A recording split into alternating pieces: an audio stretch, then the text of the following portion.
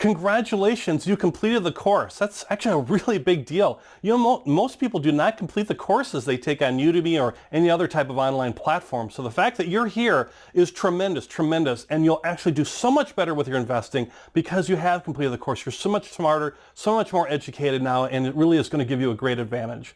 I've got some next steps for you now that you've completed the course, some next steps to do to kind of start putting the things you've learned into action and some advice around that. So first off, one thing is to review your investment goals, because everything starts with that.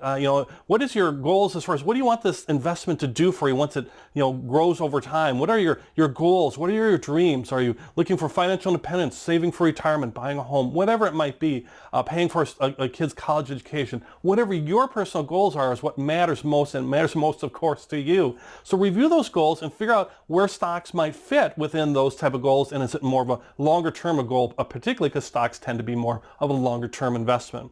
Next, I'd recommend that you start small. Don't go out and put all my money on, ABC company and buy an individual stock. Maybe you want to start small with some small investments. Maybe you want to start with some mutual funds and things to give you some instant diversification. Maybe that'll help you as far as with that to get started, and then play around and get started as far as small wise, and then you can continue to build on that and continue to invest and build that up as you get maybe a little bit more confident. It varies by every person, but when in doubt, especially if you're new to investing, well, it's okay. Go ahead and start small, but do build that up, especially the amount that you're investing. The more you can invest and the longer you can invest for, the more it will compound and grow over time. So certainly recommend that. But as far as buying individual holdings, might be good to start small. Also good to diversify your holdings too, amongst different types of stocks, different types of stock mutual funds, and then looking at your overall portfolio too, that maybe you need to have a little bit in bonds or a little bit in cash or a little bit in something else, precious metals, wherever it might be. I know for myself, looking for long-term growth over a longer period of time, and still am, I have a large percentage of my income, even at this age, you can tell my age maybe a little bit, I'm like 75-80% in stocks right now, and that's pretty aggressive for many people for my age. Maybe something less aggressive, but either way, you want to diversify your holdings.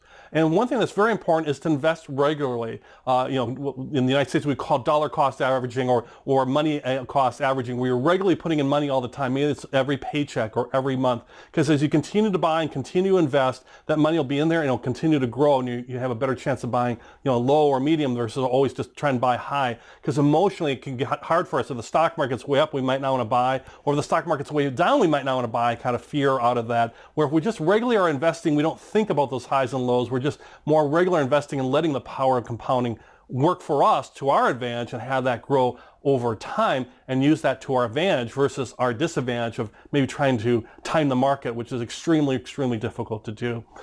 This is more, of course, around buying and holding. I would certainly say less about trading. There's a lot of trading concepts in there, but if you get into trading, understand it's a lot more work and it's something you're going to really be on top of a lot. I know for myself, I like to buy and really hold, and hopefully I make some great choices. If I don't, I'll sell it off, take a loss if I need to, but I'm looking for that long-term type of gain. And that's really what stocks are. There's even books called like Stocks for the Long Run and things like that, because it is that long-term type thing, but they can be great, great investments. I certainly have enjoyed a lot of success with it, and my hope is this course has really helped you with that. And that's the last big kind of action step to do, is to continue your education, to continue investing in yourself, continue to take courses, continue learning, understand, look at anything with like kind of a good eye to it, because sometimes there's some different advice out there. Sometimes it's good, sometimes it's bad.